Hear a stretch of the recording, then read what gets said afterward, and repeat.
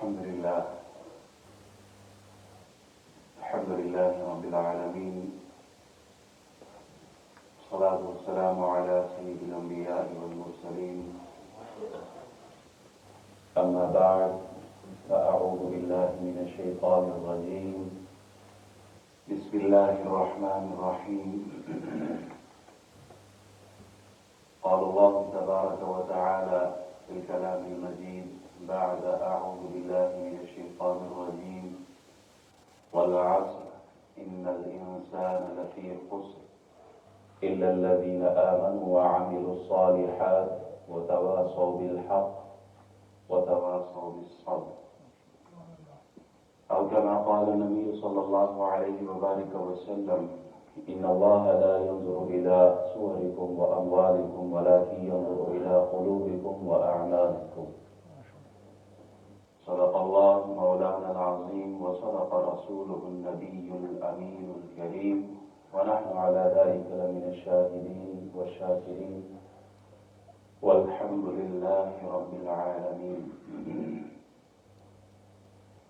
تمام خوبیاں، حمد، ثنا، تسبیح، تحلیل، تقدیس، تمجید، کبریائی، بڑائی، بزرگی وحدہ لا شریک ذات کے لیے ہے، جو ہم سب کا خالق ہے، مالک ہے، رازق ہے، عزت کی مسند پر بٹھانے والا، لا تعداد نعمتیں دینے والا، اولاد کی نعمت دینے والا، رزق دینے والا، درود بے حساب لا تعداد بے شمار اس ہستی پر جو ہم سب کے آقا و مولا ہے، رحمت للعالمین ہے، شفیع المذنبین ہے، خاتم النبیین ہے، جو ہم گناہ گاروں کے لیے آسرا ہے، سہارا ہے، روز محشر ہم جیسے گناہ گاروں کی شفاعت فرمانے والا ہے۔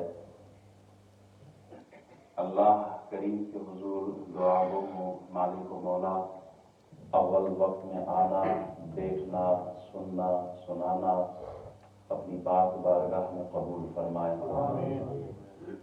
گزشتہ کئی جمعۃ المبارک سے ہم قرآن مجید فرقان حمید کی ایک سورت کی تفسیر پیش کر رہے ہیں، سورۃ العصر کی۔ آج بھی اسی تسلسل میں انشاءاللہ کچھ کلمات آپ کے گوش گزار کروں گا۔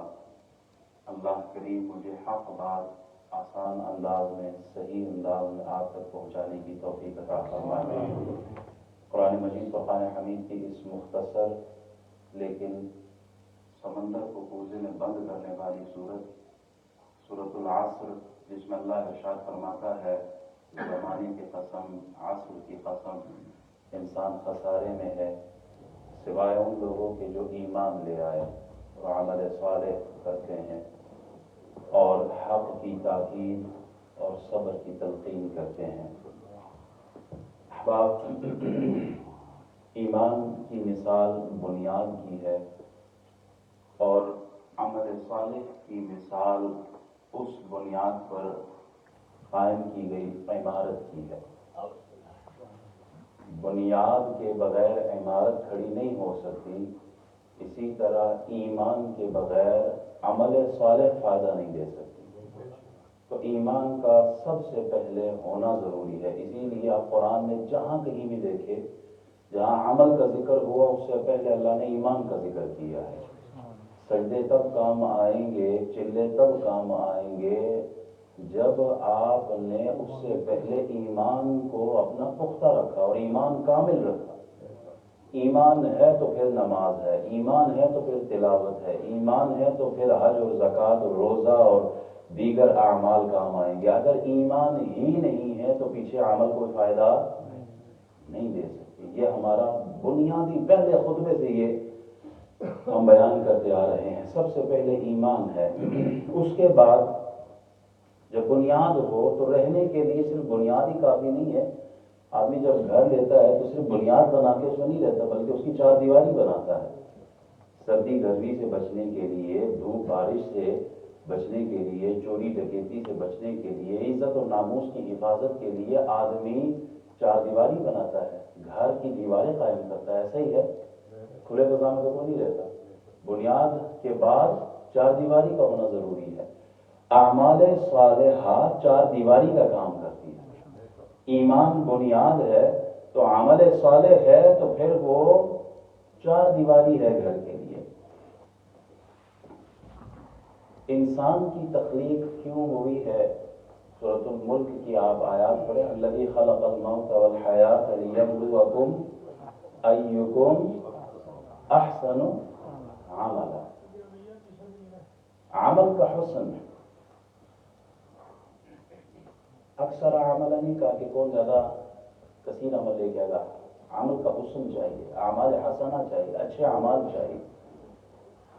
موت کو پہلے ذکر کیا، زندگی کو بعد میں ذکر کیا. اس کی بھی علماء فرماتے ہیں، تفسیر میں مفسرین نکات نکالتے ہیں، کہتے ہیں کہ موت کا ذکر پہلے کیوں؟ آدمی آیا پہلے، بعد میں موت ہے، لیکن موت کا ذکر اللہ نے پہلے کر دیا اس لیے کہ آدمی جب زندگی گزارے تو موت کو سامنے رکھتے ہوئے زندگی گزارے. کاروبار کرے نا تو موت کو سامنے رکھتے ہوئے کاروبار کرے. معاشرت ہو، معاملات ہو، شادی ہو، رسم رواج ہو، کاروبار ہو، دوستی، تعلقات، بنیاد کیا ہے کہ موت کو سامنے رکھتے ہوئے سارے کام کرو.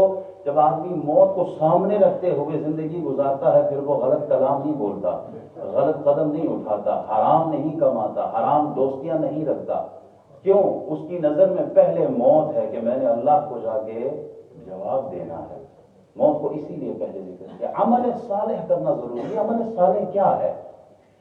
ہر وہ نیک کام جو اللہ کی رضا کے لیے کیا گیا ہو. میرے جملوں پر آپ غور کیجیے گا.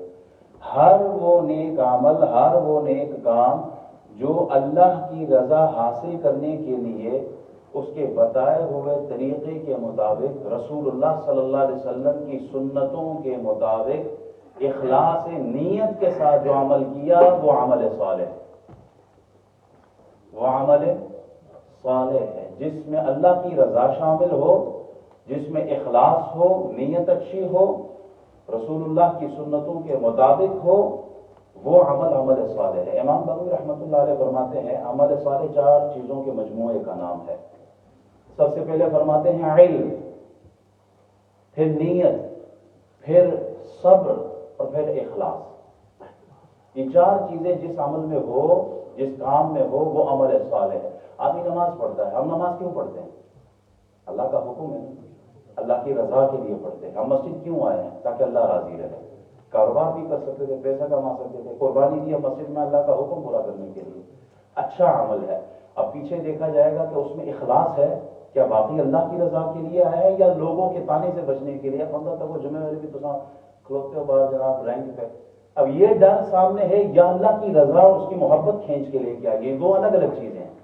اگر واقعی اللہ کی محبت ہے تو اخلاص آپ کا کامل ہے، نیت آپ کی اچھی ہے، مال کمانا چھوڑ دیا، صبر کیا، اللہ کی رضا کے لیے مسجد میں آ گئے، عبادت کی، اللہ راضی رہے، تو یہ جو نماز پڑھنا ہے یہ نیک عمل ہے.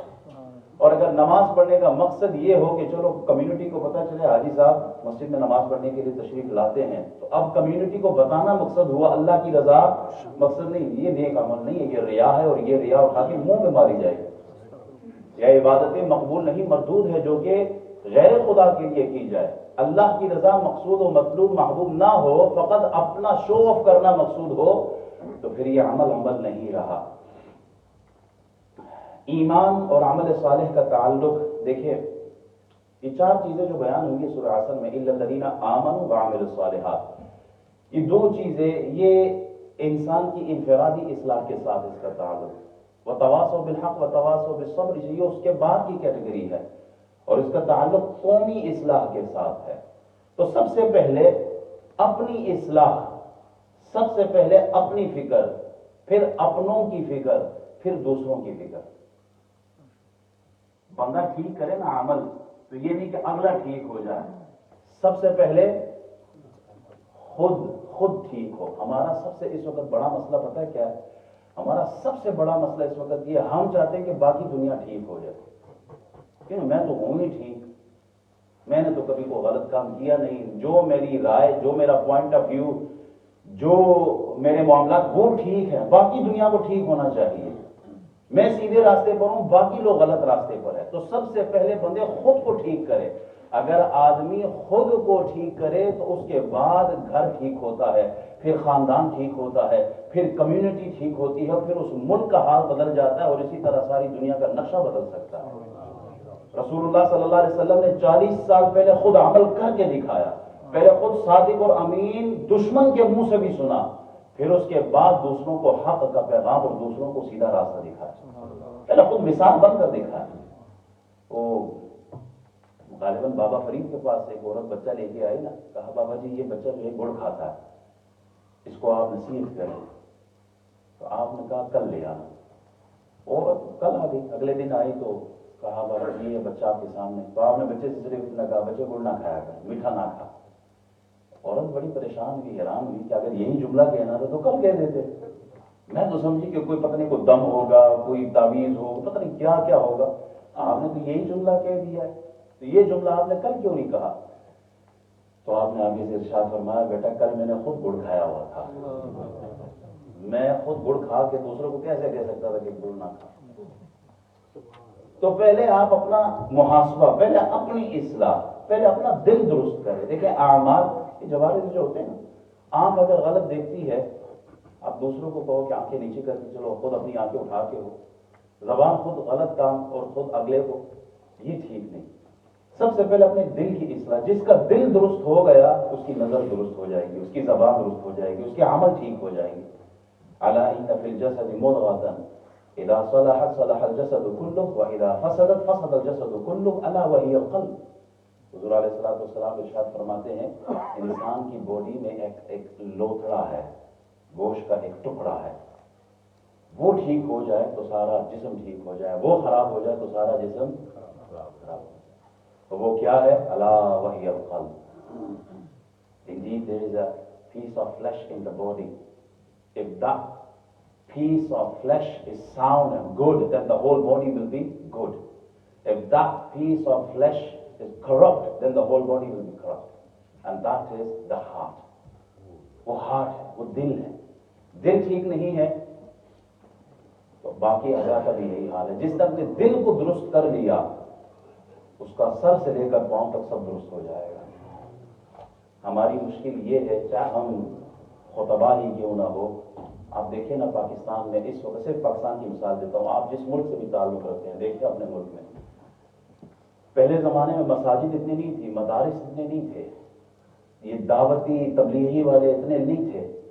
آج کے دور میں مسجدوں کی بھرمار ہے، مدرسوں کی بھرمار ہے، مولویوں کی بھرمار ہے، آستانوں کی بھرمار ہے۔ آج کے دور میں آپ دیکھیں گے تبلیغی جماعتیں کتنی بن گئی ہیں، کس کس نام سے بن گئی ہے، کون کون سے آستانے نہیں ہیں اس وقت۔ لیکن غور کریں آپ، کرپشن اتنی ہی زیادہ ہے۔ حاجی سب سے زیادہ ہمارے ملک سے ہوں گے، لیکن اس کے باوجود سب سے زیادہ کرپشن بھی ہمارے ملک میں ہے۔ وجہ کیا ہے؟ ہم نے فقط زبانوں کی اصلاح کی ہے، دل کی اصلاح نہیں کی ہے۔ وہ بزرگ تھے نا شاہ توکل لمباردی رحمۃ اللہ علیہ، ان سے ملاقات کے لیے ایک قاری صاحب جو تھے بہت دور سے چل کر گئے اور حضرت کے پیچھے عشاء کی نماز پڑھ لی۔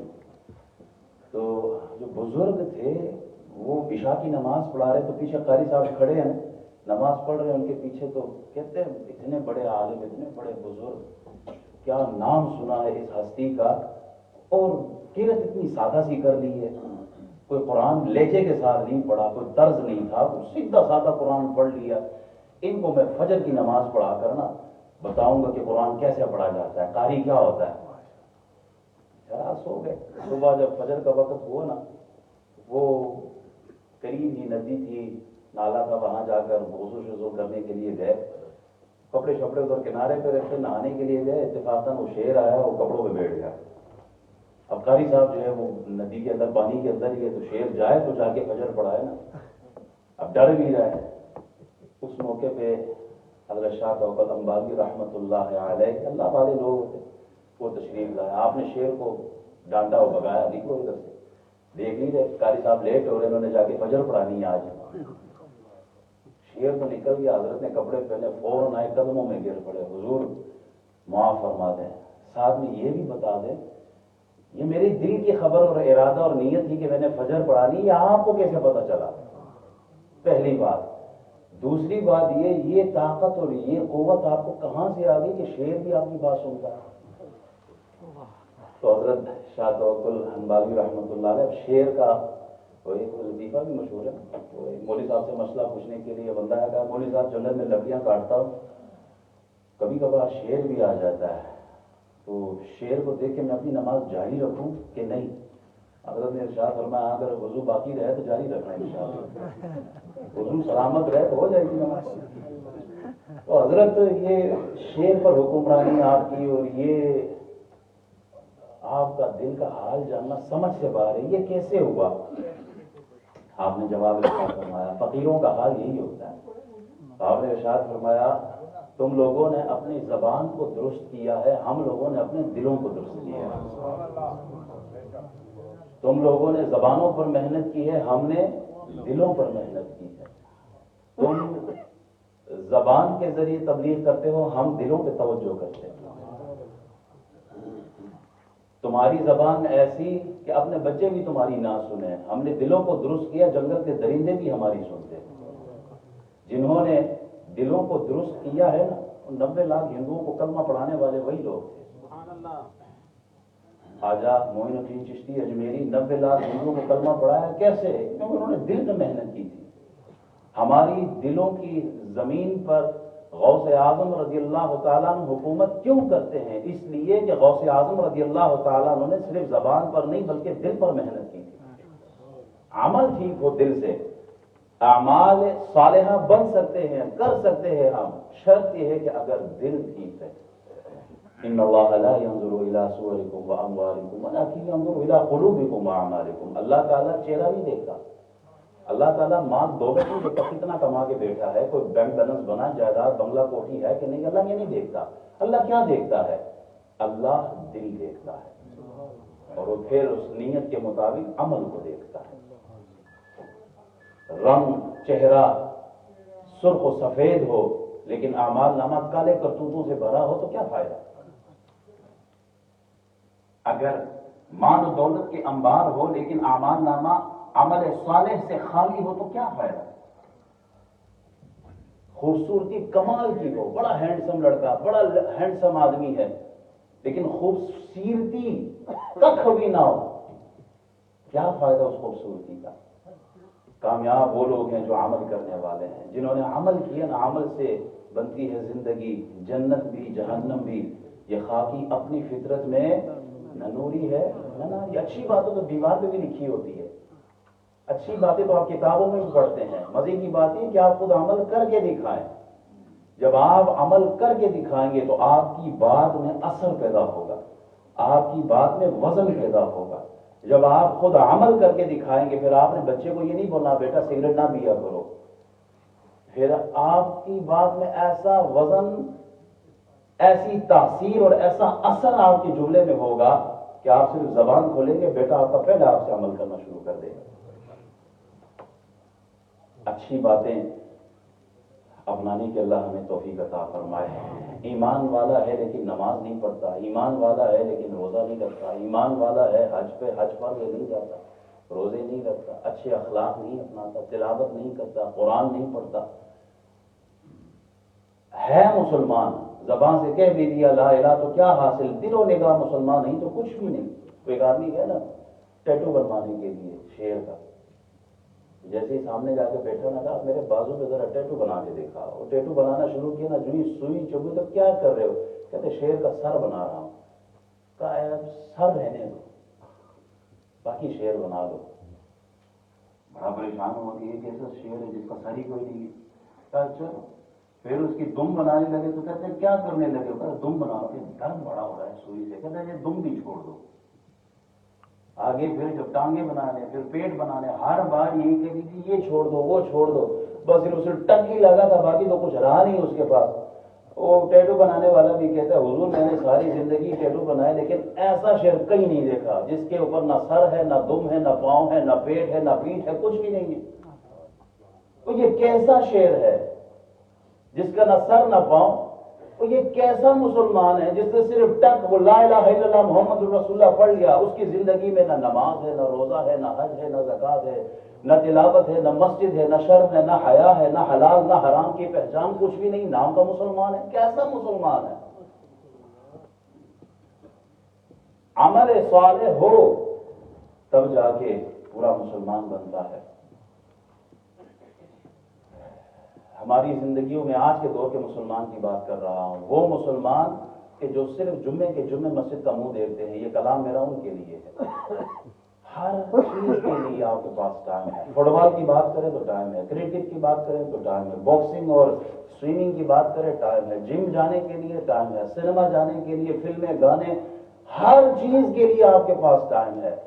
فیس بک، سوشل میڈیا، آپ گھنٹوں بیٹھ سکتے ہیں اس پر اپنا ٹائم ضائع کرتے، لیکن ٹائم نہیں ہے تو نماز پڑھنے کا ٹائم نہیں ہے، ٹائم نہیں ہے تو تلاوت کا ٹائم نہیں ہے، ٹائم نہیں ہے تو اپنے دین کے لیے ٹائم نہیں، ٹائم نہیں اپنی اولاد کے لیے ٹائم نہیں ہے۔ صبح سے لے کے شام تک باہر کمائی ہوتی ہے، لیکن اپنے بچوں کی کوئی خیر خبر نہیں ہے، میرا بچہ کرتا کیا ہے، کن کے ساتھ اٹھتا بیٹھتا ہے، کیا دین کی تعلیم لی ہے، کچھ لی ہے، کیا کچھ بھی نہیں۔ اللہ ہماری حفاظت فرمائے۔ بہت سارے نمازی ایسے ہیں جو پکے نمازی ہوتے ہیں، پابندی کے ساتھ نماز پڑھتے ہیں، لیکن ان کے معاملات اچھے نہیں ہوتے، حلال اور حرام کی پہچان نہیں رکھتے، غیبت کا، چغلی کا، لڑانے کا مہارت رکھتے ہیں وہ لوگ، کس کو کس وقت کس کے ساتھ لڑانا ہے، کہاں آگ لگانی ہے، 5 وقت نماز پڑھتے ہوں گے لیکن دوسری طرف کے معاملات بالکل کچے ہیں۔ بدلے گا زمانہ لاکھ مگر قرآن نہ بدلا جائے گا، اے قول محمد قول خدا فرمان نہ بدلا جائے گا، ڈرو خدا سے ہوش کرو، کچھ مکر و ریا سے کام نہ لو، یا اسلام پر چلنا سیکھو یا اسلام کا نام نہ لو۔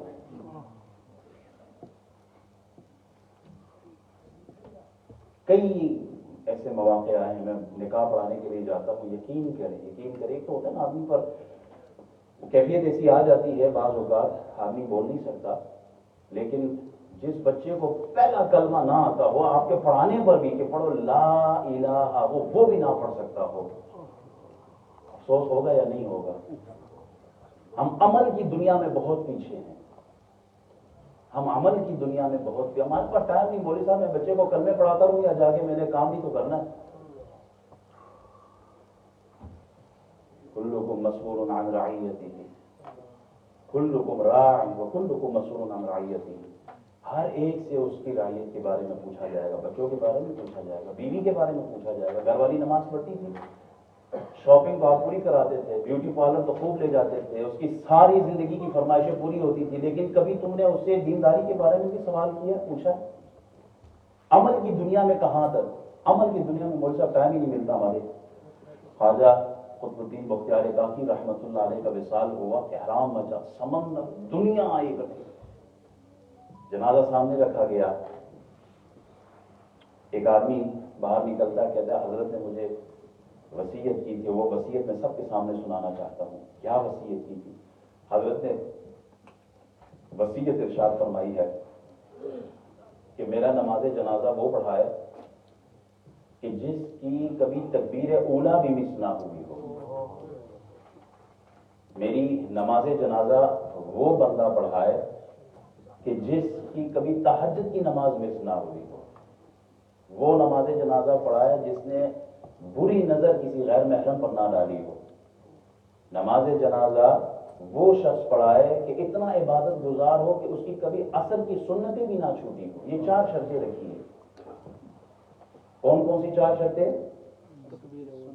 تکبیر اولیٰ کبھی مس نہ ہوئی ہو، تہجد مس نہ ہوئی ہو، کسی غیر محرم پر بری نظر نہ ڈالی ہو، اور چوتھی عصر کی سنتیں بھی کبھی نہ چھوڑی ہو۔ اب سب انتظار کر رہے ہیں، مخلوق کے خدا اکٹھی ہے، وقت کے ولی کا جنازہ ہے، کون پڑھائے گا نماز جنازہ؟ یہ 4 شرطیں کون پوری کرے؟ حضرت کو معلوم تھا، اسی لیے یہ وصیت کر کے گئے تھے۔ تو مجمع میں سے ایک شخص نکلتا ہے صفوں کو چیرتے اور آگے پہنچ کے قسم اٹھا کے کہتا ہے کہ جو نشانیاں حضرت نے فرمائی ہیں، حضرت نے میرا راز فاش کر دیا ہے، یہ تو میرے اور میرے رب کے درمیان تھا۔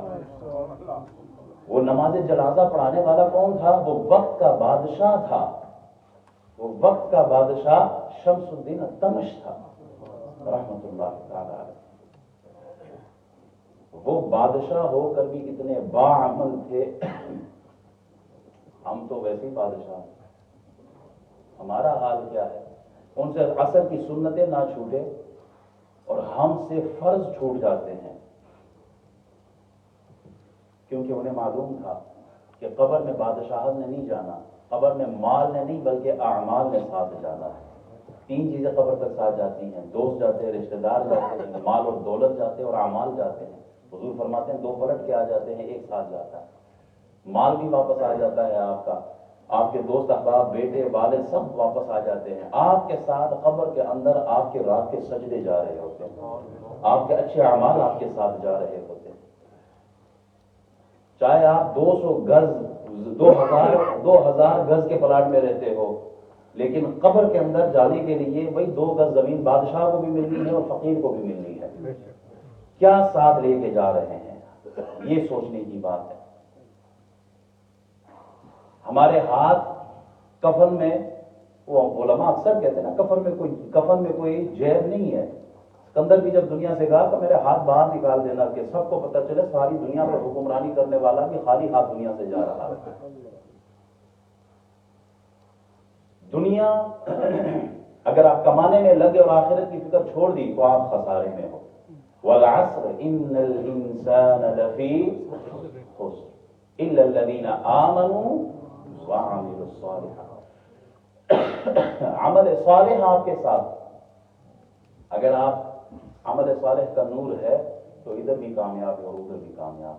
اعمال کے اثرات ہوتے ہیں، اچھے عمل کریں گے تو اس کا اثر آپ کی زندگی پر ہوگا. یہ بجلی کے جو تار ہوتے ہیں، خیر ادھر تو میں نے نہیں دیکھے، پاکستان میں آپ کو نظر آ رہے ہوں گے. اگر بجلی آ رہی ہو اس وقت تو آپ تار کو ہاتھ نہیں ڈالتے. کیوں؟ آپ کو پتہ ہے کہ اس کا ایک اثر ہوگا، جھٹکا لگے گا، جان بھی جا سکتی ہے. زہر تھوڑا سا بھی آپ نہیں لیتے، کیوں؟ ڈر ہے، جان جا سکتی ہے. ایسا ہی ہے کہ مادی چیزوں کا اثر ہے. اسی طرح عمل صالح جب آدمی اچھے اعمال کرتا ہے تو اس کا بھی ایک اثر ہوتا ہے انسان کی زندگی پر. ان الذین آمنوا وعملوا الصالحات ندخلنهم فی الصالحین. آپ نیک عمل کرے، اللہ آپ کو صالحین کی جماعت میں شامل فرما دے گا. کون چاہتا ہے کہ میں رب کا دیدار کروں؟ کوئی ہے ایسا جو کہ میں نہیں چاہتا؟ اللہ تعالیٰ قرآن مجید فرقان حمید میں ارشاد فرماتا ہے کہ تم اگر چاہتے ہو نا کہ رب کا دیدار ہو تو اس کے لیے عمل صالح ہے.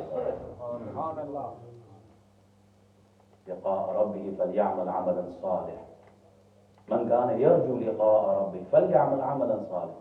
تو چاہتا ہے کہ وہ اللہ کا دیدار کرے تو ساتھ عمل صالح لے کر آئے، اعمال سے خالی نہیں. عمل صالح کا ایک اثر یہ ہوتا ہے کہ انسان اللہ کا دوست بن جاتا ہے، اللہ کا ولی بن جاتا ہے، اللہ اسے اپنا محبوب بنا لیتا ہے. جو بندہ عمل صالح کرتا ہے، نوافل کی حدیثوں میں موجود ہے، آدمی نوافل کی کثرت کرتا ہے یہاں تک کہ وہ اللہ کا محبوب بندہ بن جاتا ہے، ولی بن جاتا ہے. اور جب ولی بن جاتا ہے، یہ بھی قرآن کی آیتیں ہیں، اللہ ان کے کاموں میں آسانی فرما دیتا ہے.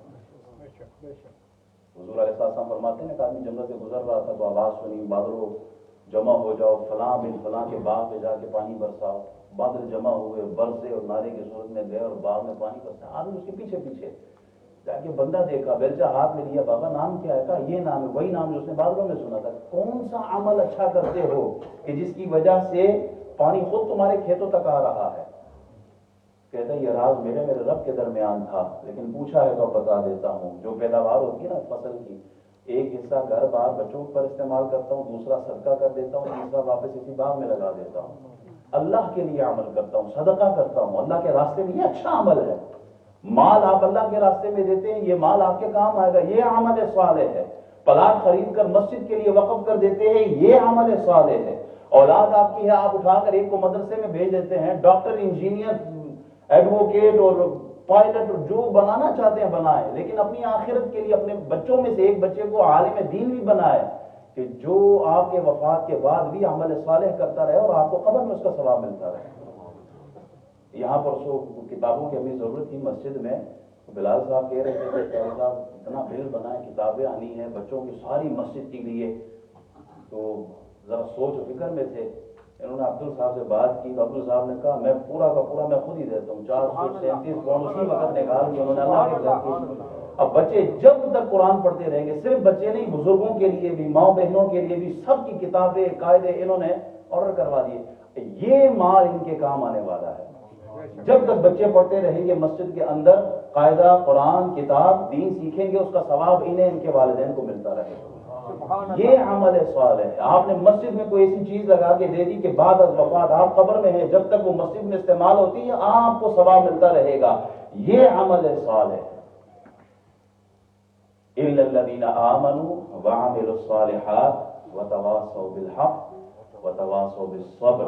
بہت ساری بھی نکات باقی تھے، تقریباً 9 اثرات اچھے اعمال کے۔ وہ کون کون سے اثر ہوتے ہیں، کیا کیا ہوتا ہے اگر آپ اچھے اعمال کرتے ہیں؟ وقت پورا ہو گیا ہے۔ اللہ تعالی ہمیں جو سنا ہے عمل کی توفیق عطا فرمائے۔ اعمالکم عمالکم، جیسے تمہارے اعمال ہوں گے ویسے ہی تم پر حکمران ہوں گے۔ ہمارے منہ پہ گلہ ہر وقت رہتا ہے، ہمارے ملک کے حکمران کرپٹ ہے، وہ چور ہے، وہ فلانے ہیں، وہ طرح طرح کے ہمارے منہ پہ الزامات ہوتے ہیں، چاہے وہ سچ ہو یا جھوٹ ہو، دیٹس ڈفرنٹ، لیکن ہم گلہ ضرور کرتے ہیں۔ ایسا ہی ہے، ہمارے حکمرانوں نے بیڑا غرق کر دیا، یہ کر دیا، وہ کر دیا۔ یہاں کیا ہے حدیث میں؟ یہ اللہ تعالیٰ بھی ارشاد فرماتا ہے کہ جب عوام درست ہو نا تو ان پہ حکمران بھی نرمی والے، شفقت والے آتے ہیں۔ جب عوام کی ڈائریکشن، ان کے اعمال ٹھیک نہ ہو تو ان کے اوپر حکمران بھی سخت آ جاتے ہیں۔ پھر کرپشن ہونی ہے، کیوں؟ اس لیے کہ کرپشن صدر وزیر اعظم پر نہیں، عوام سے شروع۔ اگر عوام ٹھیک ہو جائے، عمر بن عبدالعزیز کے زمانے میں بھی تو عوام تھی نا۔ عمر بن عبدالعزیز رضی اللہ تعالیٰ عنہ کے زمانے میں بکری اور بھیڑیا جو ہے وہ ایک ہی دریا سے پانی پیا کرتے تھے۔ کیوں؟ اس لیے کہ عمر بن عبدالعزیز کے زمانے کے جو لوگ تھے وہ باعمل لوگ تھے۔ حضور علیہ السلام نے جس کی تربیت کی، 300 لوگ تھے نا، 300 لوگوں کی آپ نے اصلاح کی، اور ایسے اصلاح کی کہ وہ ہر شخص سر سے لے کر پاؤں تک وہ اسلام کی صحیح تصویر پیش کرتا تھا۔ وہ کرپٹ نہیں تھے، اسی لیے اوپر کے لوگ بھی اچھے آئے تھے۔ آج دور ایسا آیا، پوری امت مسلمہ کو دیکھے کہاں کہاں ہم جل رہے ہیں۔ وجہ یہ ہے کہ خامیاں ہمارے اندر ہے، ہم اپنی خامیوں کو دور کریں تو اوپر جا کے سب ٹھیک ہوں گے۔